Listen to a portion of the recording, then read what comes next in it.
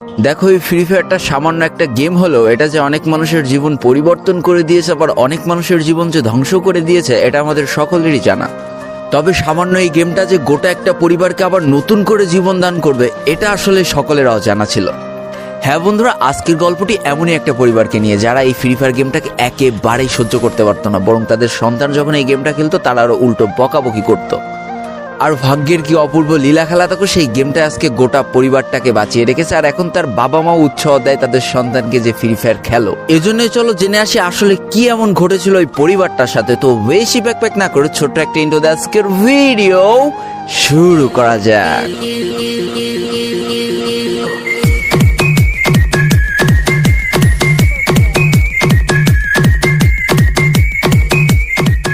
তো আজকের গল্পটা শুরু হতে চলেছে ছোট্ট একটা গ্রামের ছোট্ট একটা পরিবারকে নিয়ে। বাবা মা এবং তাদের দুই সন্তান অর্থাৎ দুই ভাই, ছোট্ট একটা পরিবার, খুব সুন্দরভাবে তাদের জীবনযাত্রা চলে যাচ্ছিল। বড় ভাই একটা কোম্পানিতে লেবারের চাকরি করে, বাবা কৃষিকাজ করে, আর তাদের ছোট সন্তান অর্থাৎ ছোট ছেলে কিন্তু ক্লাস 8-এ পড়াশোনা করে। দারিদ্রতার বেড়াজালে আটকে পড়া পরিবারকে সাপোর্ট দেওয়ার জন্য তাদের বড় ভাইকে খুব অল্প বয়সে কাজে চলে যেতে হয়েছে। এই জন্য বড় ভাইয়ের পড়াশোনাটা ঠিকমতো হয়ে ওঠেনি। তবে বাবা মার একটাই স্বপ্ন ছিল যে তাদের ছোট সন্তান অর্থাৎ ছোট ছেলে যাতে উচ্চশিক্ষায় শিক্ষিত হয়। এই জন্য বাবা কৃষিকাজ করলেও সারাদিন মাঠে তুমুল কষ্ট করে এসে বাসায় যখন এসে দেখতো তাদের ছোট সন্তান পড়াশোনা করতেছে, সমস্ত কষ্ট এক চান্সে দূর হয়ে যেত। আর তাদের ছোট সন্তান পরিবারে অভাব দেখতে দেখতে বড় হচ্ছে, তো তাই সে একটা সময় ঠিক করেই ফেলে যে তাকে অনেক বড় হতে হবে, লেখাপড়া করে অনেক বড় মানুষের মতো মানুষ হতে হবে। আর ঠিক এমনটাই হতে থাকে। তাদের ছোট ছেলে খুব ভালো রেজাল্টও করতে থাকে, প্রত্যেক ক্লাসে টপ হতেও থাকে। তবে তার একটা বদ অভ্যাস ছিল, সেটা হচ্ছে ফ্রি ফায়ার গেম খেলা। করোনা চলার সময় যখন তার স্কুল বন্ধ হয়ে যায় তখন তার বাবা এবং বড় ভাইয়ের জমানো কিছু টাকা দিয়ে তাকে একটা ফোন কিনে দেওয়া হয় অনলাইনে ক্লাস করার জন্য। তার ফোনটা ছিল 3 GB র্যামের একটা ফোন। তবে এইখান থেকেই তার ফ্রি ফায়ার গেমের সাথে পরিচয় হওয়া। সারাদিন পড়াশোনার ফাঁকে সময় পেলেই সে ফ্রি ফায়ার গেম নিয়ে বসে পড়তো। আগে যেমন বাইরে খেলাধুলা করতো, এখন সে আর বাইরে খেলাধুলা করে না, ঘরে বসে সারাদিন ফোন টিপে আর ফোনে গেম খেলে। এদিকে তার বাবা মা যখন ফ্রি ফায়ার গেম খেলা দেখতো তখন প্রচন্ড পরিমাণ রেগে যেত, এমনকি মারধর পর্যন্ত করতো যে তুই এই গেম খেলা বাদ দিয়ে দে। তবে তাদের ছোট ছেলে যতই বাবা মার বাধ্য সন্তান হোক না কেন, ফ্রি ফায়ার গেমটা ছাড়তে সে একেবারেই নারাজ। প্রথম দিকে পড়াশোনার ফাঁকে ফাঁকে গেম খেললো, যখন তার বাবা মা তাকে বকা শুরু করে তখন সে রাতের অন্ধকারে গেম খেলা শুরু করে। তবে বন্ধুরা বলে রাখা ভালো, সে কিন্তু তার পড়াশোনা একেবারেই ঠিক রেখেছিল, অর্থাৎ গেমের কোনো কালো ছায়া পড়াশোনার উপরে কোনোদিনই সে পড়তে দেয়নি, যার কারণে তার রেজাল্টটা মোটামুটি ভালোই হতো। এতদিন পর্যন্ত পরিবারের সবকিছু ঠিকঠাকই ছিল। এবার আস্তে আস্তে পরিবারটা একটু একটু করে ভাঙতে শুরু করবে।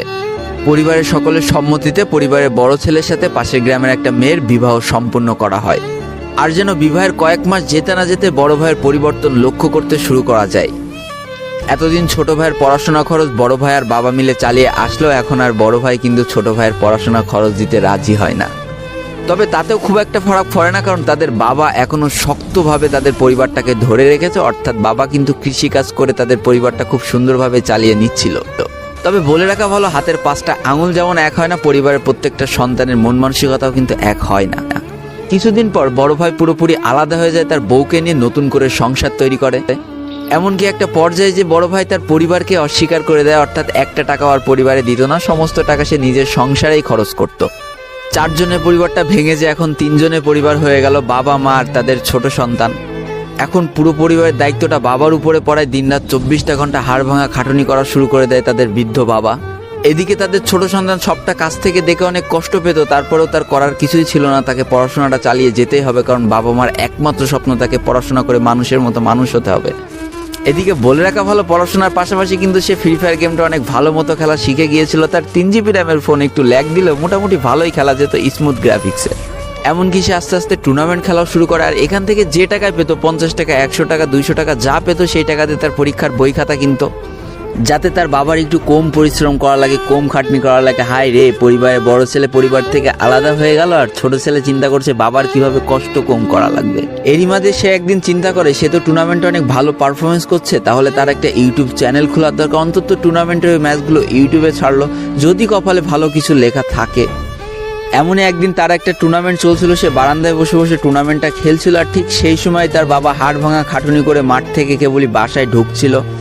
এমন সময় তার ছেলের পড়াশোনা বাদ দিয়ে গেম খেলা দেখে বাবা প্রচণ্ড পরিমাণ রেগে যায় আর ফোনটা ধরে একটা আছাড় মেরে দেয়, যার কারণে তার ডিসপ্লেটা ফেটে যায়। সেই দিন সে ভাঙা ফোনটা আঁকড়ে ধরে অঝরে কেঁদেছিল, তার সমস্ত স্বপ্ন যেন এক নিমিষেই শেষ হয়ে গিয়েছিল।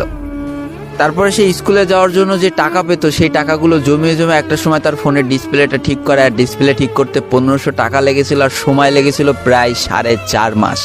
আর এই 4.5 মাসে সেই ইউটিউব চ্যানেলে যে জিমেলটা ছিল সেই জিমেলটাও সে ভুলে যায়, অর্থাৎ তার ইউটিউব চ্যানেলটাও নষ্ট হয়ে যায়। কিন্তু পরিবারের ছোট সন্তানরা একটু ঘাটতারা হয়, কোনোভাবে কোনো কিছুতে হার মানতে রাজি হয় না, যেমন আমি। তাই সে আবারও ফ্রি ফায়ার খেলা শুরু করে, আবারও নতুন করে ইউটিউব চ্যানেল খোলা শুরু করে। সবকিছু মোটামুটি ঠিকই চলছিল, পড়াশোনা সে আগের মতোই চলতেছে, এইদিকে টুর্নামেন্টও চলতেছে, এইদিকে ইউটিউবে আস্তে আস্তে তার সাবস্ক্রাইবারও বাড়া শুরু করে, একটা দুইটা এমন করতে করতে। কিন্তু হঠাৎ করে তাদের পরিবারটা জীবনের সব থেকে বড় একটা ধাক্কা খায়। যেহেতু তাদের বাবা কৃষিকাজ করে তাদের পরিবার চালাতে হিমশিম খাচ্ছিল, পরিবারের এত প্রেশার, 24 ঘন্টা হাড় ভাঙা খাটুনি করতে করতে একটা দিন হঠাৎ করে উনি প্যারালাইসিস হয়ে যায়। তার ডান পাশের হাত এবং পা পড়ে যায়, যার কারণে সে একেবারে অক্ষম হয়ে পড়ে। আর এটাই ছিল তাদের পরিবারের সব থেকে বড় কালো অধ্যায়। তবে সব থেকে কষ্টের ব্যাপার কি ছিল জানো? পরিবারের এত খারাপ সময়ও তাদের বড় ভাই কিন্তু তাদের পাশে এসে দাঁড়ায় না। এবার শুরু হয় তাদের পরিবারের আসল কষ্ট। না ছোট ছেলের পড়ার টাকা আছে, না বাবার ওষুধ কেনার টাকা আছে, না তাদের 3 বেলা ঠিক মতো খাবার টাকা আছে। কি আর করবে, পরিবারে এই অসহায় অবস্থা দেখে না খেয়ে তো মরা যায় না, তাই তাদের মা লোকের বাসায় কাজ করা শুরু করে দেয়। কিন্তু কাজ করে 3 বেলা খাবার জোটানো গেলেও বাবার ওষুধ আর সন্তানের পড়াশোনার খরচ চালাইতে হিমশিম খাচ্ছিল তাদের মা। ঠিক এই সময়টায় পরিবারের ছোট ছেলে সারাদিন চিন্তা করতে থাকে যে আসলে তার কি করা উচিত, কি করলে পরিবারের সবাই ভালো থাকবে, কি করলে বাবার ওষুধ কেনার টাকা সে জোগাড় করতে পারবে, কি করলে বাবা মার স্বপ্ন পূরণের জন্য সে পড়াশোনা করতে পারবে। তার সামনে শুধু একটা অপশনে খোলা ছিল, সেটা হচ্ছে ফ্রি ফায়ার গেমটা। কি আর করবে, সারাদিন সে পড়াশোনা করতো আর সারা রাত ফ্রি ফায়ার গেম খেলে খেলে ভিডিও আপলোড করা শুরু করে ইউটিউবে।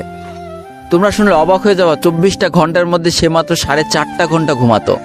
দিনের বেলা স্কুলে থাকতো, স্কুল থেকে এসে সে একটা চার দোকানে কাজ করতো, চার দোকান থেকে বাসায় এসে পড়াশোনা করতো, পড়াশোনার পরে রাত্রেবেলা ফ্রি ফায়ার গেম খেলে ভিডিও আপলোড করতো। সৃষ্টিকর্তা হয়তো তাদের কষ্টটা দেখেছিল, তাই তার বেশি দিন কষ্ট করা লাগেনি। 4.5 মাসের মাথায় তার একটা ভিডিও ভাইরাল হয়ে যায়। ব্যাস, লাইফের মোড়টা এইখান থেকে ঘুরে গিয়েছিল। তোমরা সকলে জানো একটা ভিডিও ভাইরাল হলে আসলে কি হয়। সব জায়গায় তার নাম ছড়িয়ে যায়, মানুষ আস্তে আস্তে তার ভিডিও দেখতে শুরু করে, তাকে পছন্দ করতে শুরু করে, তার গেম প্লে ভালো লাগতে শুরু করে। একটা সময় সে একটা ভালো প্লেয়ার হয়ে যায়। আর সে জীবনে প্রথম পেমেন্ট পেয়েছিল 12,500 টাকার, যেখান থেকে 7,000 টাকার তার বাবার জন্য ওষুধ কিনে দিয়েছিল আর বাকি টাকাটা তার আম্মুর হাতে তুলে দিয়েছিল। তারপর থেকে তার মাসিক বেতন কখনো ওই 12,000 টাকার থেকে কমেনি, বাড়তে বাড়তে বাড়তে বাড়তে একটা সময় তার মাসিক বেতন দাঁড়ায় 1 লাখ টাকা, যেটা ছিল তাদের পরিবারের জন্য অবিশ্বাস্য একটা ব্যাপার। যেই পরিবারটা না খেতে পেয়ে প্রায় মরার মতো অবস্থা হয়ে গিয়েছিল, সেই পরিবারটা আজকে কোথা থেকে কোথায় যেয়ে দাঁড়ালো। তবে সব থেকে মজার ব্যাপার কি জানো, এখন আর ফ্রি ফায়ার খেলতে দেখলে তার বাবা মা কিন্তু তাকে বকে না। তো দেখো, জীবনে খারাপ সময়গুলো চিরদিন স্থায়ী হয় না, খারাপ জীবন কাটিয়ে কিন্তু ভালো সময় আসে। অর্থাৎ তাদের পরিবার এখন ভালো সময় চলে এসেছে। তার বাবা আগে থেকে অনেক সুস্থ হয়ে গিয়েছে, এখন নিজে থেকে হাঁটাচলা করতে পারে, তাকে আর কাজ করে খেতে হয় না, তার মাকেও এখন আর কাজ করতে হয় না। এইদিকে সব থেকে বড় আনন্দের ব্যাপার কি জানো, ওই ছেলেটা তার পড়াশোনাটাও ঠিক রেখেছিল। অর্থাৎ এসএসসি পরীক্ষায় সে কিন্তু জিপিএ 5 পেয়ে উত্তীর্ণ হয়েছে। তো বন্ধুরা, আজকের গল্পটা থেকে আমরা কি শিখলাম? জীবনে কোনো পরিস্থিতিতে, যতই খারাপ পরিস্থিতি আসুক না কেন, তোমাকে হার মানা যাবে না।